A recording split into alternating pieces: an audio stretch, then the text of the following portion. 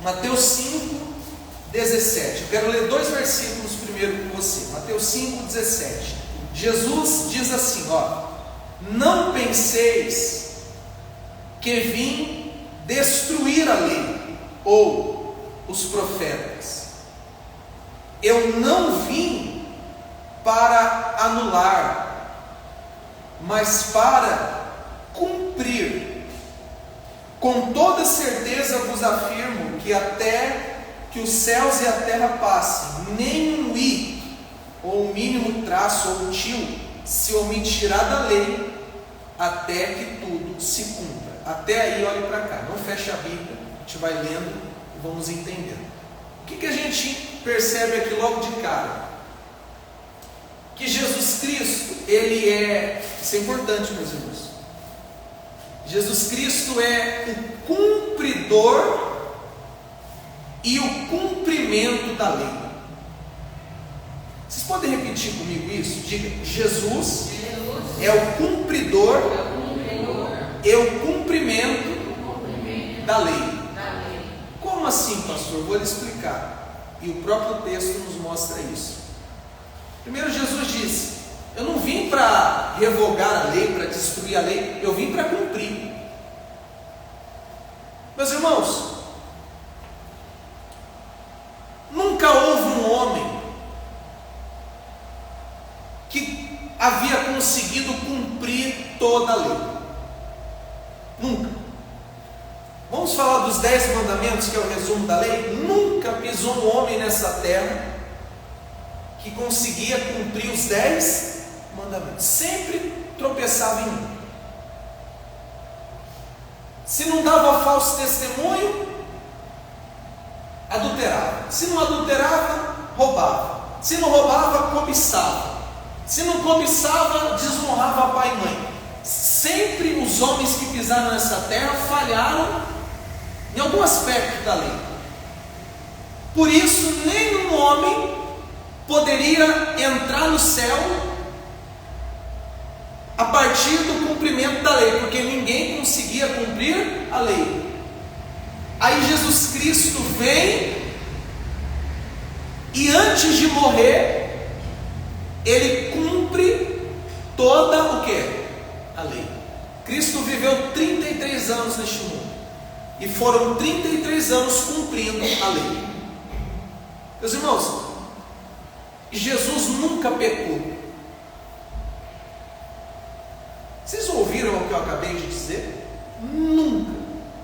Jesus nunca pecou, nem com a mente, nem com os olhos, nem com os ouvidos, nem com a boca, nem com o coração, nem com as mãos. Ele nunca pecou. Tudo que a lei ordenava, Jesus Cristo obedeceu de forma perfeita e completa. E por que isso é tão importante? Porque para que Cristo pudesse morrer no nosso lugar e nos salvar, ele tinha que ser dessa forma, perfeito. Vocês devem se lembrar que o sacrifício que era feito para a remissão de pecados na antiga aliança deveria ser de um cordeiro macho sem defeito. Tinha que ser um cordeiro perfeito. Jesus Cristo foi o cordeiro de Deus que tira o pecado do mundo, e foi um cordeiro perfeito. Então, o que homem algum conseguiria, ou conseguiu, ou conseguirá cumprir, fazer, Jesus fez. Ele cumpriu toda a lei. Por isso ele é o cumpridor da lei. Mas como eu pedi para vocês repetirem, ele não foi apenas o cumpridor, ele foi o cumprimento. O que quero dizer com Jesus ter sido o cumprimento da lei? É porque tudo que os profetas haviam anunciado na lei se cumpriu na pessoa de Jesus. Se vocês estavam aqui domingo, vocês vão se lembrar que Pedro, quando vai falar da ressurreição de Jesus, por exemplo, ele recorre ao Salmo. Porque lá no Salmo 16, se eu não me engano, já estava sendo anunciado que um homem, o seu corpo não passaria por decomposição, ou seja, morreria, mas iria ressuscitar. Estava falando de quem? Jesus. Se cumpriu em Jesus. O Salmo 110 vai dizer a respeito da ascensão de Jesus. O Senhor disse ao meu Senhor: assenta-te à minha direita até que eu coloque os seus inimigos como estrado dos seus pés. Estava falando de Jesus. Meus irmãos, toda a lei, toda a antiga aliança, promessas, ordenanças, símbolos, cerimônias, tudo se cumpriu, melhor dizendo, na pessoa de Jesus. Vocês entenderam o que eu quis dizer com ele ser o cumpridor? Quer dizer, ele cumpriu toda a lei. E o cumprimento, porque tudo se cumpriu em Jesus. Isso é importante nós notarmos. Agora, meus irmãos, vamos ver o verso 19 e o verso 20. Verso 19 e verso 20. Qualquer, pois, que violar um desses menores mandamentos e assim ensinar aos homens, será chamado o menor no reino dos céus. Aquele, porém, que os cumprir e ensinar, será chamado grande no reino dos céus. Porque vos digo que, se a vossa justiça não exceder a dos escribas e fariseus, de modo nenhum entrareis no reino dos céus. Até aí, olhe para cá. Segunda parte da mensagem, presta atenção. Jesus Cristo nos traz aqui um alerta contra a hipocrisia. E ele cita os escribas e fariseus. A principal característica dos escribas e fariseus é que eles eram hipócritas. Eles pregavam aquilo que eles não viviam, e não viviam aquilo que eles pregavam. Resumidamente, isso é hipocrisia. E Jesus traz aqui um alerta: vocês não podem ser, nós não podemos ser absolutamente como os escribas e fariseus. Jesus falou assim: grande no reino dos céus é aquele que faz e ensina. E eu posso ser bem sincero com você? O grande no reino dos céus é Jesus, porque ele fez e ensinou. Ele cumpriu e ele ensinou. Então, aqui é um alerta a cada um de nós para tomarmos cuidado com a hipocrisia. E eu falo para vocês, sabendo que de todos os que estão ouvindo isso, o principal sou eu. Porque quem vem aqui ao púlpito pregar sou eu. Então há um peso, uma responsabilidade muito grande para que eu não venha pregar aquilo que eu não vivo. Mateus 23, Jesus traz uma lista de ais contra aqueles que pregam e não vivem. Não vivem aquilo que pregam. Agora, meus irmãos, que a última parte dessa mensagem, não pense por ser a última, que é a mais rápida, pelo contrário. Todo o restante da pregação vai girar em torno disso aqui. Veja o versículo 21 e o versículo 22, que diz assim: olha que interessante o versículo 21. Ouvistes o que foi dito aos antigos? Antes da gente ler o restante, veja o 22. Eu, porém, vos digo. Vamos voltar no 21. Comecinho. Ouvistes o que foi dito aos antigos? Para aí, vai no 22. Eu, porém, vos digo. Olha para cá. A partir de agora, a gente vai tratar desse assunto. Jesus fazendo uma comparação entre o que foi dito na lei e o que ele vai dizer. Jesus não está desprezando a lei, ele está aperfeiçoando. E o propósito de Jesus aqui, como nós vamos ler, é mostrar a cada um de nós que quando Deus deu a lei, Deus não estava preocupado só com o lado de fora, mas principalmente Deus estava observando o lado de quê? Então esse eu, porém, vos digo, como a gente vai ver aqui, Jesus vai fazer a gente olhar para o nosso coração. Então, de forma completa, vamos ler, verso 21. 21. Ouvistes o que foi dito aos antigos? Não matarás. Mas quem assassinar estará sujeito a juízo. Eu, porém, vos digo que qualquer que se irar contra o seu irmão estará sujeito a juízo. Também qualquer que disser a seu irmão racá, ou tolo, idiota, será levado ao tribunal. E qualquer que o chamar de idiota estará sujeito ao fogo do inferno.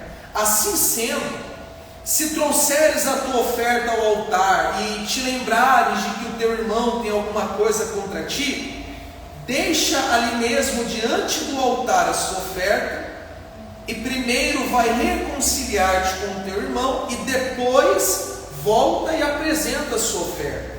Entra em acordo depressa com o teu adversário, enquanto estás com ele a caminho do tribunal, para que não aconteça que o adversário te entregue ao juiz, o juiz te entregue ao carcereiro e te jogue numa cadeia.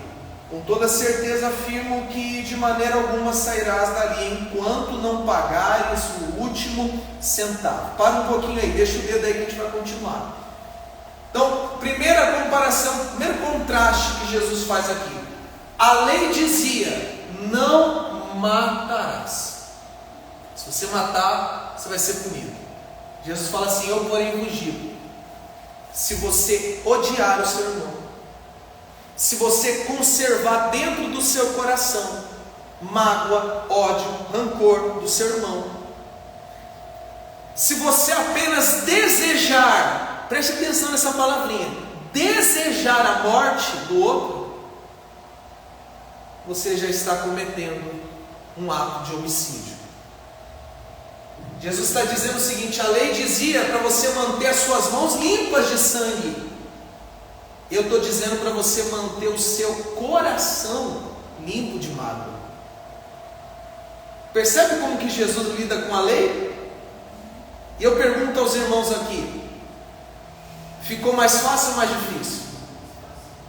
Mais difícil, sabe por quê? Porque antes bastava eu não matar. Hoje eu não posso sequer odiar. Mas apesar de ter ficado mais difícil, se tornou possível. Porque o Senhor Jesus Cristo, Ele não apenas nos traz a orientação, Ele nos capacita a obedecer. Eu queria ter tempo hoje, mas eu não vou ter, para trazer aqui Romanos 7. O início de Romanos 7 traz a comparação da lei com Jesus. E Paulo vai usar o exemplo de um marido, de um casamento. Só que hoje eu não tenho tempo para isso. Mas é basicamente o seguinte: na época da lei, é como se a senhora tivesse casada com um homem muito exigente, que observa os mínimos detalhes, que te cobra, mas não te ajuda em nada. Ele quer que você faça, mas ele não te dá condições de fazer. Enquanto que na graça, na nova aliança, você continua casado com um homem muito exigente, até mais do que o outro, só que este te ajuda, este te capacita, este te dá condições. Não sei se vocês compreenderam o que eu trouxe aqui de exemplo. Então, não é que com Jesus fica mais fácil, fica mais complicado, porque agora Ele nos mostra que devemos nos preocupar também com o interior, mas Ele nos capacita por meio do que chamamos de graça capacitadora, santificadora, para obedecer. Meus irmãos, você que está em Cristo, dentro de você está o Espírito de Cristo, a graça de Cristo, e esta te dá condições de obedecer isso aqui. O que, pastor? Manter um coração limpo de qualquer ódio. Inclusive, eu quero fazer uma pergunta aqui aos irmãos, antes da gente avançar a leitura.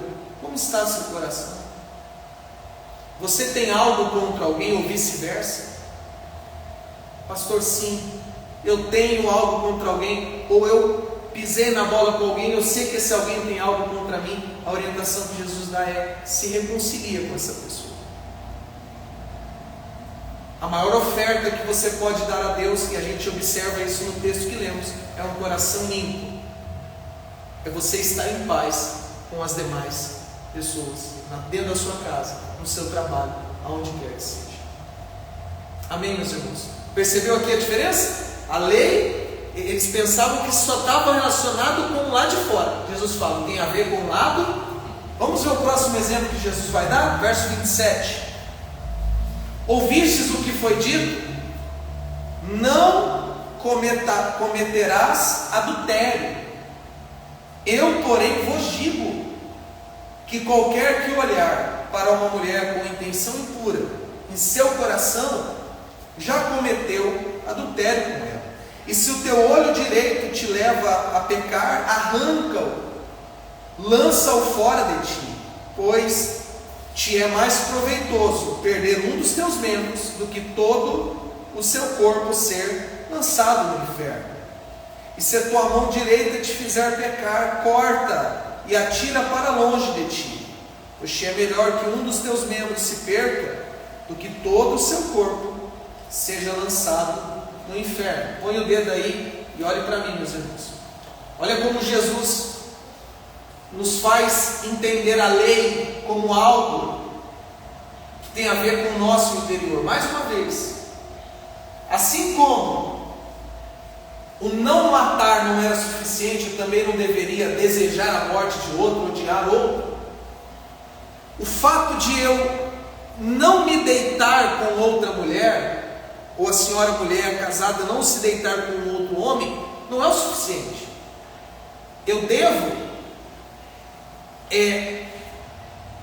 não sei qual palavra eu posso usar, talvez vigiar, tomar cuidado com os meus desejos, com os desejos do meu coração, porque ainda que eu não me deite com outra pessoa, se eu fico cobiçando ela, desejando ela, aqui na minha mente, no meu coração, imaginando,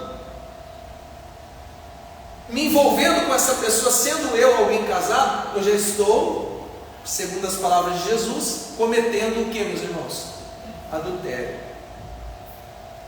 Então Jesus está falando o seguinte: talvez você se orgulhe que não trai o seu marido, a sua esposa, mas dentro de você, você vive desejando outras mulheres, outros homens. Isso também é adultério. Reparem, meus irmãos, como que Jesus trata a lei, fazendo a gente vigiar com os nossos desejos, os nossos sentimentos, os nossos pensamentos. E o interessante aqui nesse texto que a gente leu, um texto muito conhecido, Jesus nos chama a renúncia. Ele usa aqui uma figura de linguagem, acredito eu que ele esteja usando uma hipérbole, que é pegar uma situação bem exagerada, para mostrar que a nossa vida cristã é vida de renúncia. Ele usa qual exemplo aqui? Se o teu olho te faz pecar, arranca. Se a tua mão te faz pecar, corta. Ele não está falando da gente se automutilar, arrancar a mão, arrancar o olho. Por isso que eu disse, é uma figura de linguagem. Mas ele está nos mostrando que a nossa vida cristã tem que ser uma vida de renúncia. Tem situações, meus irmãos, que para a gente não cair em tentação ou parar de pecar contra Deus naquilo, só tem um jeito: arrancando aquilo da nossa vida, tirando aquilo da nossa vida,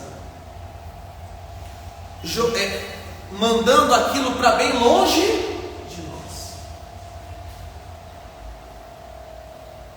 Quando o assunto é tentação, para a gente vencer, primeiro a gente tem que orar, segundo, a gente tem que fugir. Porque esse tipo, quer que eu dou um exemplo bem bobo aqui para vocês? Alguém aqui além de mim gosta muito de chocolate? Ninguém, rapaz, só eu gosto de chocolate. Ninguém mais aqui gosta de chocolate? Os que estão em casa talvez, acho que alguém gosta de chocolate, o pessoal aqui não gosta não. Eu gosto muito de chocolate, muito, mas assim, é uma coisa terrível mesmo, gosto muito. Se eu quero, por exemplo, emagrecer, Não tem como se eu fico me enchendo de chocolate. Então eu preciso diminuir pelo menos o consumo de quê? De chocolate. Isso será possível se dentro do meu armário tiver um monte de chocolate? Eu vou conseguir fazer essa renúncia? Se eu abro a geladeira e tem um monte de chocolate, eu vou conseguir fazer essa renúncia? Não vou. Mesma coisa uma pessoa que tem vício com álcool, ela sabe que precisa renunciar, e não apenas por ser pecado, a embriaguez, mas porque está acabando com a saúde dela. Tem como ela vencer isso, se dentro da casa dela tem um monte de conhaque, de vinho, de vodka? Tem como ela vencer? Não tem. Por quê? Porque está perto dela. Não sei se os irmãos estão compreendendo, está próximo a ela. Quando Jesus fala, arranca o olho, arranca a mão e manda para bem longe de você, Jesus está dizendo o seguinte: não é só renunciar, é se afastar daquilo que nos faz pecar contra o Senhor. Eu não sei se os irmãos estão compreendendo o que Cristo está dizendo aqui. E para a gente avançar para o último exemplo que Jesus dá, uma última consideração é que Jesus fala que é melhor entrar sem o olho e sem a mão no céu do que com os dois olhos e com as duas mãos ir para onde, meus irmãos? Para o inferno. Deixa eu lhes fazer uma pergunta. Quando a gente renuncia a algo que a gente gosta, é fácil? Quando a gente abre mão de algo que a gente gosta, dói ou não dói? Mas Jesus está dizendo, nenhuma dor é maior do que a dor do inferno, lugar onde por toda a eternidade o ímpio viverá separado de Deus. Então qualquer dor que venhamos sentir por conta de uma renúncia não é comparada à dor do inferno. Amém, meus irmãos? E por último hoje, né? Porque a semana que vem a gente vai continuar. Veja o verso 31 agora. Também foi dito: aquele que se divorciar da sua esposa deverá dar a ela uma certidão de divórcio. Eu, porém, vos digo: qualquer que se divorciar da sua esposa, exceto por imoralidade sexual, faz com que ela se torne adúltera, e quem se casar com uma mulher divorciada estará cometendo adultério. Olhe para cá, é até aí a leitura. Semana que vem a gente continua. O último exemplo que eu quero tratar aqui, que Jesus deixou sobre essa comparação da lei da antiga e da nova aliança, é com relação ao casamento. Quando a lei, quando Moisés, Jesus vai explicar isso mais para frente, eu não vou entrar muito em detalhes, porque eu não quero tratar disso na mensagem. Estou fazendo só essa comparação para a gente entender a lei e a graça. Quando Moisés ele fala dessa carta de repúdio, caso haja uma separação, Moisés nunca incentivou a separação, mas era uma forma de lidar caso a separação acontecesse. Malaquias vai dizer que Deus odeia o divórcio. O divórcio nunca foi plano de Deus. Veja bem o que o pastor vai dizer aos irmãos. Deus criou o casamento, não o divórcio.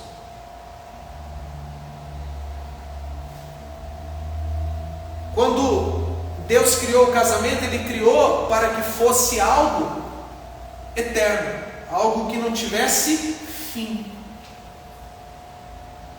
Então Deus, Ele trata o casamento como algo muito sagrado. Vocês ouviram a palavra que eu disse? Não é importante, é o que? Sagrado.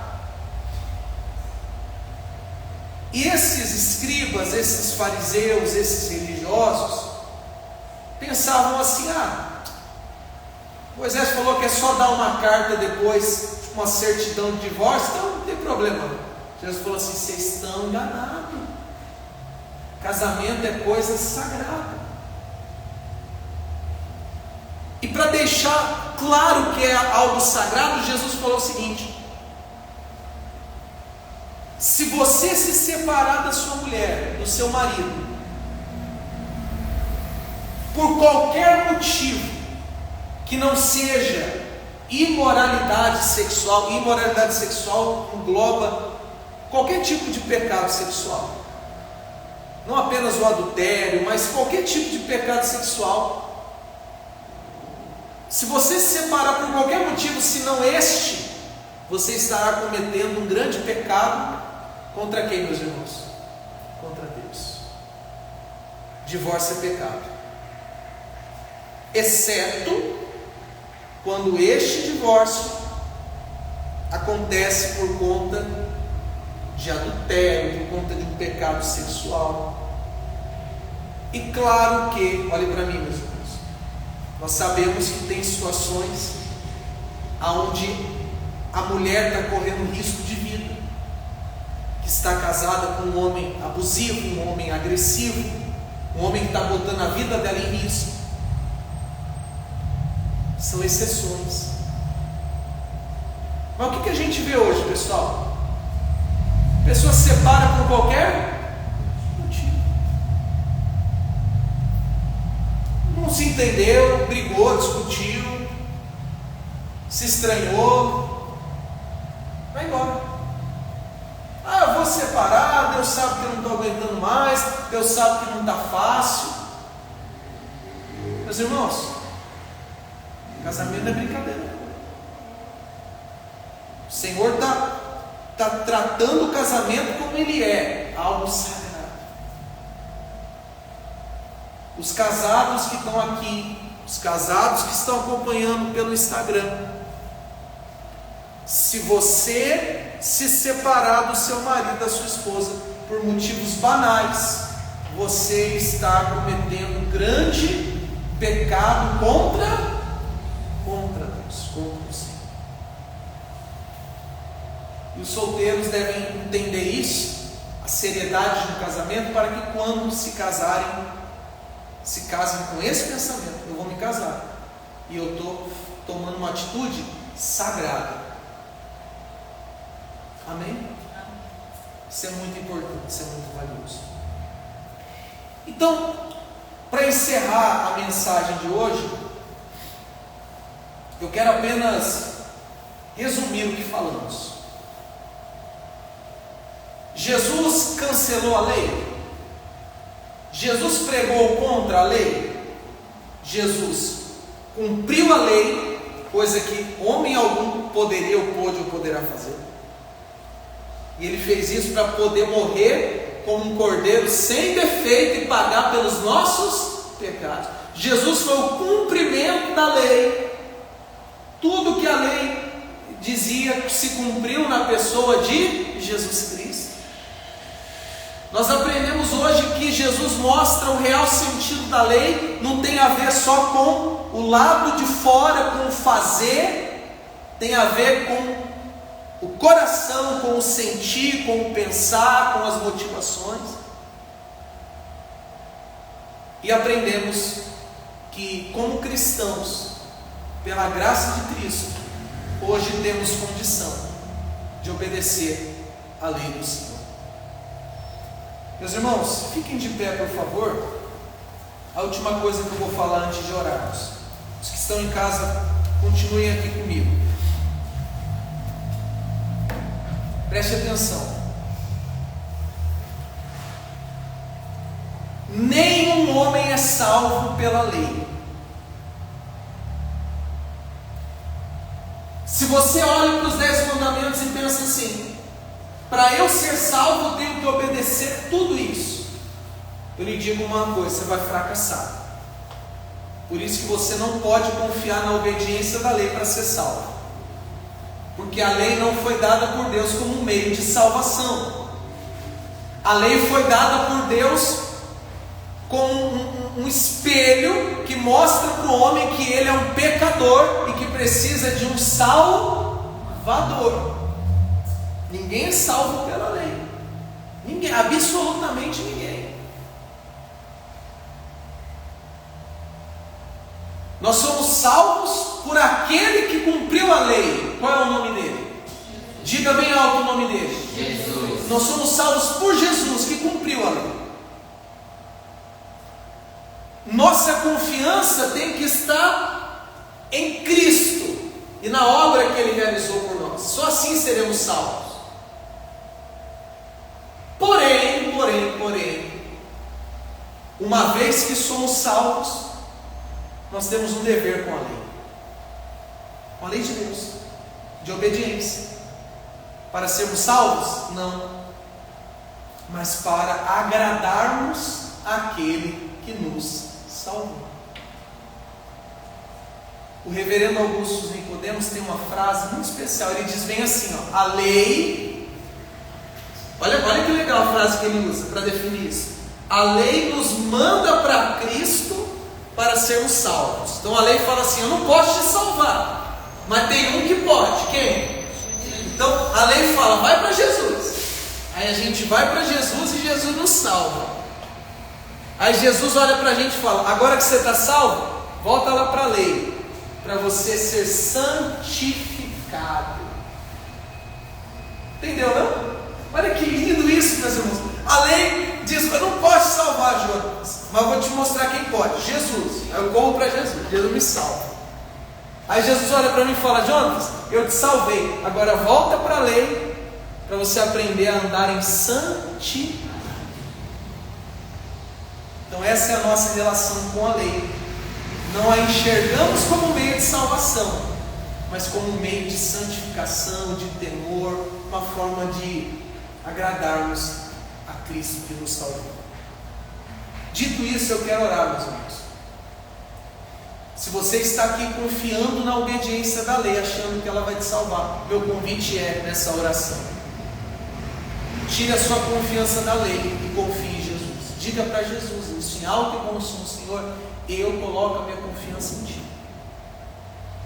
E aos que já estão em Cristo, nesta oração você vai pedir ao Senhor: Senhor, me ajude a praticar a lei, de modo a agradá-lo, de modo a manifestar gratidão porque o Senhor me salvou.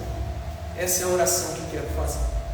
Fechemos os olhos então, os que estão em casa também, se possível.